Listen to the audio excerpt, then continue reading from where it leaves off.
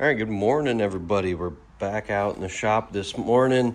Day 2 of engine assembly for your morning Georgia forecast. It's a beautiful sunny day in Georgia today. It was a nice 60 degrees today, and it is a great day to be out in the garage with the door open.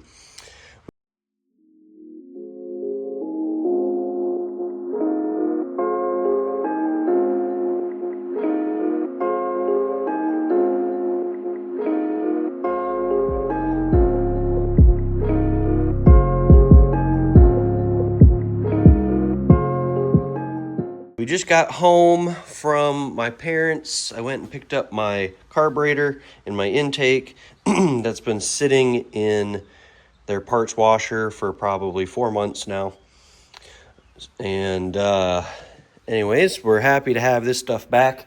Mainly in there to degrease because of how absolutely disgusting this engine was when we first pulled it apart. But for now, what we're going to do is put this aside. We're not quite ready for it yet. I got to go get some parts. I'd like to go get some carburetor cleaner and try to clean this up a little bit more and also clean this intake out really, really well. I'm not worried about... I blew it out when I was over at their house with the air hose, and I'm not worried about any of that fluid being in there. I know there's probably going to be a little bit in there, but I'd rather spray with carburetor cleaner. And I didn't want to run this through the bead blaster just because I know sand was going to end up staying in there. So I might get some paint stripper to spray on it, and I'll just pull all these plastic fittings out and pull these hoses off, and this aluminum block off plate for the EGR delete, and we'll strip it a little bit more. There's some silicone on it right there that can come off, and all that. So we'll do that here in a little bit when we get back to it. But in the meantime, I took the accessory drive over there as well. There's the alternator and there's the air conditioner. They look very crusty, but I'm not buying new ones. So I went ahead and ran all these parts and pieces through the bead blaster, got them all cleaned up, ready to go. And now what we're going to do is we're going to hang them up and paint them. Paint for the project, I think what we're going to use is we're going to continue on the trend with silver and black, I think is what we're going to do. I think we're going to probably use this wrinkle black that we used on the valve covers. I think that'll look pretty good. We'll probably do these steel pieces in the black, and then these cast aluminum pieces in the silver, I think is what we're going to do, just to fit the part, since this all cleaned up would be kind of a silvery color. We could just leave it this color, but I don't think, I think it would look better in the silver color. So we're going to hang these up real quick and shoot some paint on them. I think we have some primer still. Let's look. Yeah, I got a little bit of primer left. We got this can of primer too. We don't have a whole lot left, but we'll shoot it with some of this primer, and then we'll get it painted up and put it back together to get it ready to go back on the engine. Good afternoon, guys. It's been a few days since I last brought you guys an update. Where we left off in the last video, even though it's just been a couple seconds for you guys, is the accessory drive, getting the accessory drive all cleaned up and ready to go. We did do that. The first couple pieces, black and silver. And then the big cast aluminum piece is also silver. And then the 2 brackets for the alternator are orange. Got those all cleaned up, ready to go. And that's the only thing we're waiting on left is for me to, I bead blasted the hardware that held all that together. Got to shoot some paint on those so they're good to go. I just need to track down some cardboard so I can paint on those. In the mix of all of this as well, here in the cylinder heads, we had a little bit of an issue when I put all the valve train together. 2 of them did not want to, the nuts for the rocker arms were going on really hard. So after further review, the threads were all nasty on them, and I ran some thread chasers on them, and I got them kind of cleaned up. Wasn't really overly happy with how they cleaned up. And then did a quick Google search to see if I could find some more of them. And sure enough, at the local auto parts store, $3 a piece, brand new ones. So we went and got 2 of those. We'll replace them, thread these in, and then these are a really weird thread pitch for these studs. So what I'm going to do real quick, since these are clean, brand new, I'm going to take my thread chaser kit, and it's got some different keys in it so you can measure for thread pitch. And I'm going to see if I had have a thread chaser to run in the nuts for them to clean those up. I was gonna just order some new ones if I could, but I tried to get them at AutoZone where I got these, but they did not have any in stock, and they couldn't order me any, at least at AutoZone. So what we'll do is we'll try to get those cleaned up as best we can. They're not too bad, I don't think, but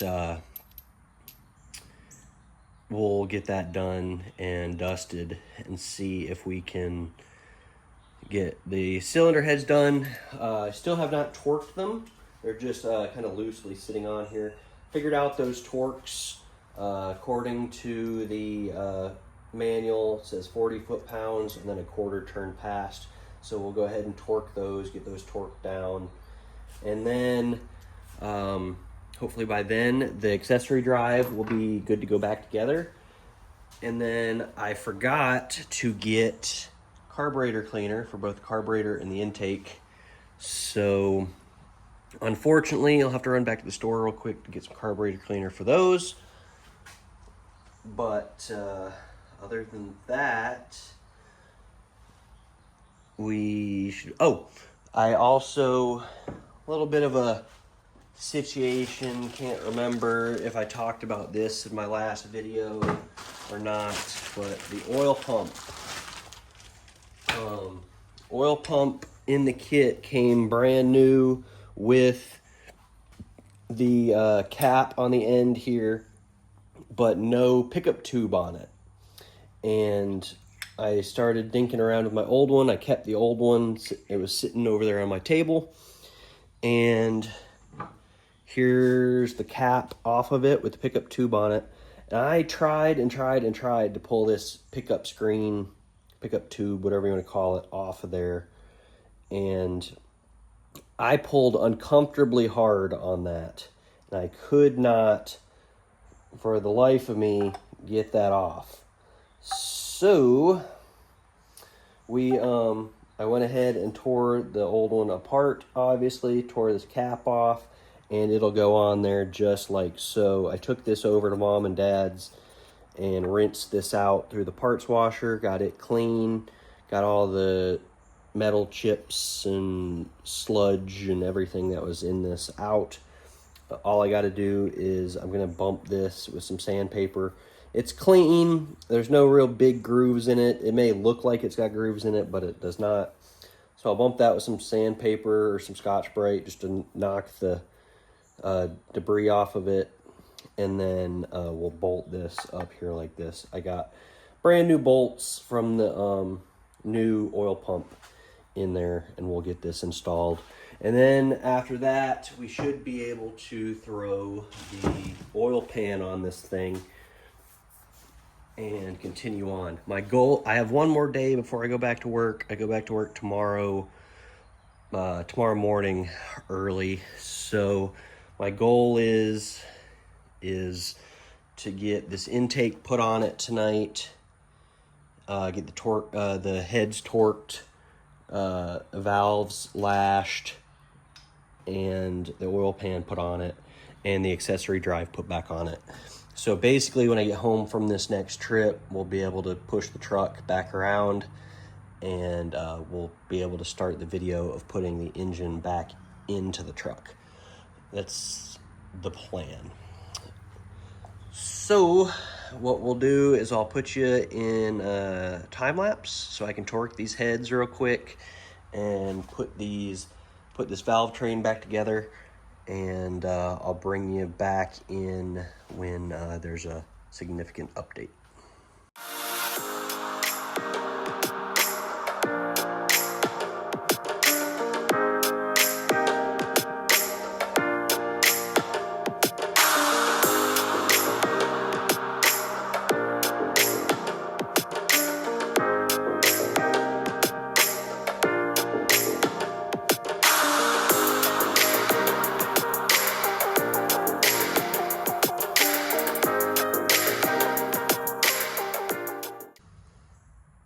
All right, guys, I got all the valves put together. Just got to lash them. Went ahead and torqued the heads, but I wanted to throw this in here while I was thinking about it.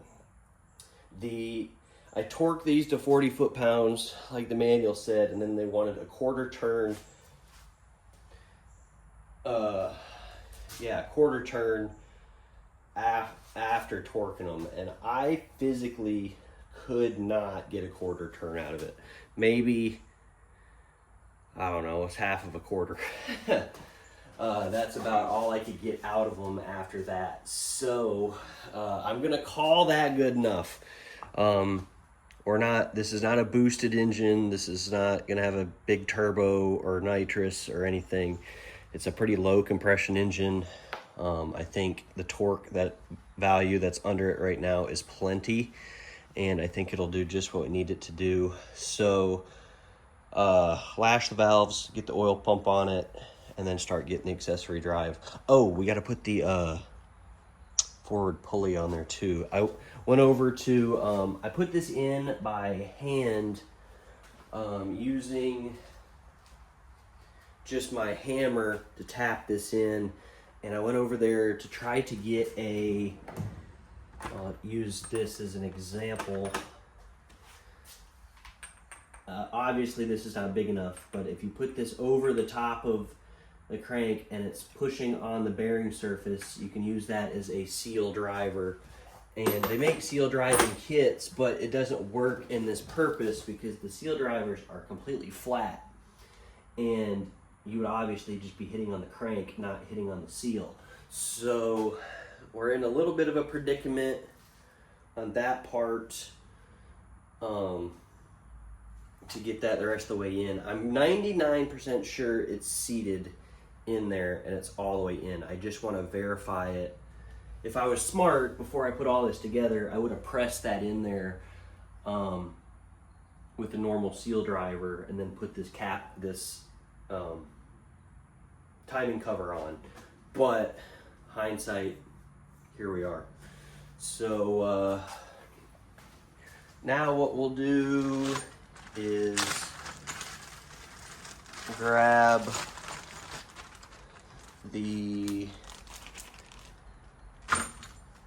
we'll grab a feeler gauge, and I have to consult back to the manual to see what they want us to set these valve lash at.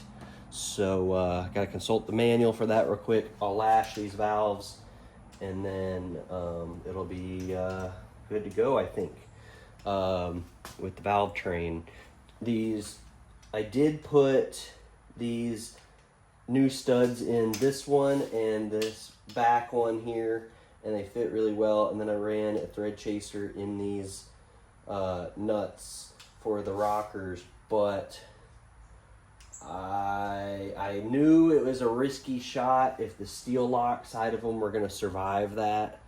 And I'm not going to lie to you, they're not great. So I probably will, when I go back to work tomorrow, order some new, 2 new nuts to go on there, because I can honestly tighten them and loosen them by hand, and I don't think that's gonna fly. So we'll handle that, but for now, let's get them lashed. All right, guys, here we go with third time is the charm for this. So after consulting the manual on this, the number 1 cylinder has to be on top dead center. This is the number 1 cylinder right here. With the number 1 cylinder on top dead center, the exhaust valves on cylinders 1, 2, and 3 can be set. So basically, according to the manual, it says grab a hold of the push rod, wiggle it up and down until you can't wiggle it up and down anymore. And then once you get the lash pulled out of it, tighten the nut up another turn and a half. So seems pretty straightforward. We'll with 1 turn, still a good bit of slop in it, we'll give it, well, there's 2 turns and there's no real slop in it anymore. There's some slop in it right there. Little bit still, little bit. All right, there's practically no slop in it right there. So now what they said to do is give it a turn and a half. So we're straight down to the 6 o'clock position. 1 turn, 2 turns, and that feels pretty good. And that's on the exhaust side. So we'll do the same thing over here. We'll get rid of all the slop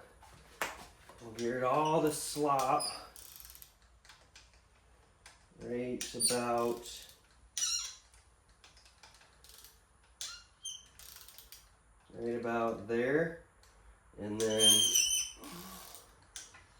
there's 1 and a half right there. So that's 1, 2, and 3 on the exhaust side. So now we'll do number 3. This one's got the weird lock nut on it that I'm not necessarily proud of at the moment. We'll all right, so there's no lash in it right now. So there's 1 and a half, and that's those. So now what we got to do is roll it over to, we got to get number 1 off of top dead center to do the others. All right, guys, it's been several minutes on that because I realized I made a whoops. I got all that together and was getting ready to, got all the valves lashed and everything, was pretty happy with all of them, and then realized that I forgot to put the intake gaskets. This has a really weird intake on it. I've never seen one like this before, but the actual seal goes through the push rods. So I had to take all those back loose and put both seals in there. So don't do what I did and do that. Forget to do that. You may have noticed when I showed that I have 2 different intake gaskets in there. That was kind of an accident, but also kind of on purpose. I did that because I had 2 sets. Here's the spare that I had, and one's got these big openings, and then this one right here's got the small opening on it. I only did that on purpose because of this one's got a defect in it. so I was not going to use this one. I don't think it'll be a big deal. They're both the same thickness, so I don't think it'll overly be a big deal. But anyways, we got all that back together. I flipped the engine over and put the oil sump on it. Let me see if I can get you guys a good angle of that. There we go, pop you out of the tripod. There's the oil sump on there. I got a plastic bag over it for right now because I put a bunch of assembly lube in it to flush it. But for now, my oil pan gasket's wrong. So I got to get a new oil pan gasket. Fortunately, unfortunately, I don't really know. That one's a little weird because, at least, well, this one's a little weird because if you look at the way this flange is on this one, it's got the rear cut out for the crankshaft, and then the front's got that ledge on it. And as you can see, I have it's not an overly great angle, but I got the seal in there, and it's being held in by the bolts, the oil pan bolts. But if you come up here to the front, it's got this wraparound seal on the front, which is not right. So I thought that it had the channel in here, and then there was a second seal that went up here, if I remember that right, but it's not. So I gotta get a new oil pan gasket for it. So unfortunately, we won't be able to put the oil pan on it tonight, but that's okay. We're still gonna press on and try to get the intake put on this thing. I got it flipped over right here. I was looking at it. It's very nasty, very dirty, got a lot of debris still in it. So I'm headed to the auto parts store right now to get some degreaser and carb cleaner for the carburetor, and we'll get all that cleaned on, get it thrown on, and keep on trucking.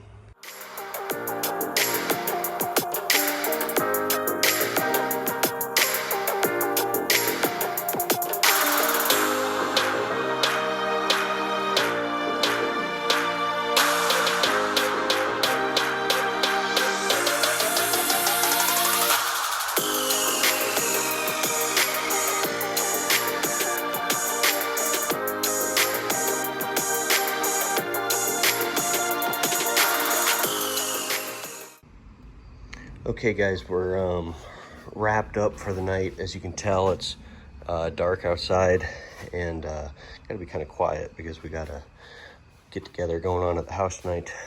But hiding out here in the garage trying to get some work done before I go to work. Like I said in the previous video, we got the valves lashed and done. We got the intake gaskets put on, and we got as you can tell, there's a little bit of RTV seeping out right there because there's no real seal that goes between the block and the intake right there. So we got that installed, took it out and hit it with 2 cans of engine degreaser still, and hit it with 2 cans of carb cleaner, just the cheapest stuff I could get, just to knock off as much grime as I could. Knocked off 90% of the paint, I'd say. Yeah, it looks not great, but like I said, I didn't want to stick it in the bead blaster or anything like that due to it just getting sand stuck in it. So I did that, and then it was still really, really dirty, so I hit it with a pressure washer and then blew it out with the air hose. And I'm 80% happy with the intake.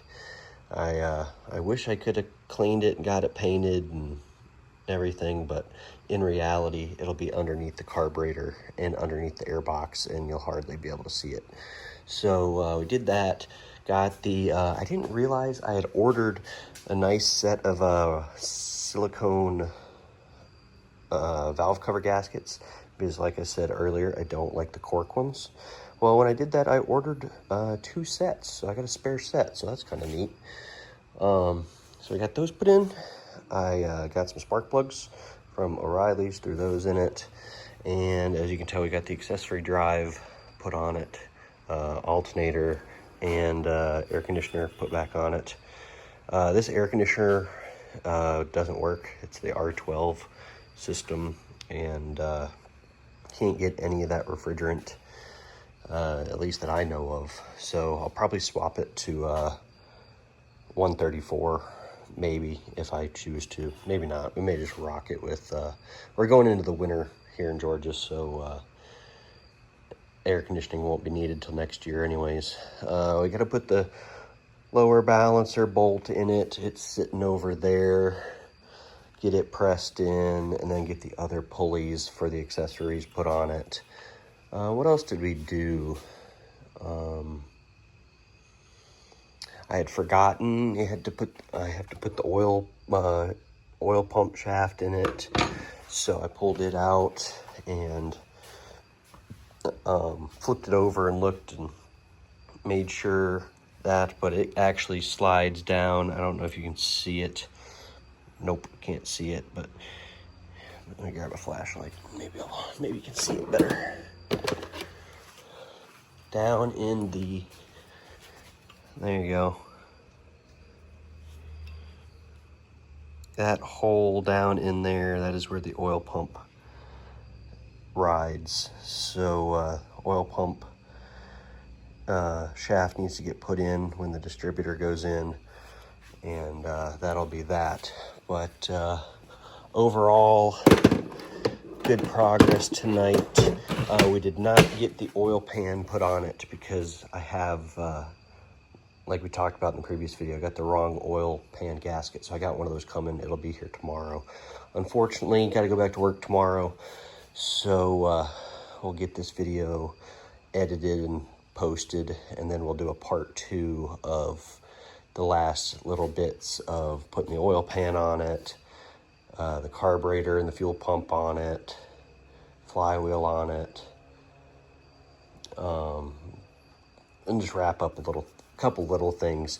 And then the putting it back in the truck will be in that video as well. That'll probably just be a time lapse. But for now, we'll call this good. We'll cover these holes for the week. I got the oil fill tube drying right there, so it'll go back in it. But we'll call this a wrap on this episode, and then in episode 2, like I said, we'll do all that in episode 2. So thanks for watching. Get out in your shop, get something done, and we'll see you next time.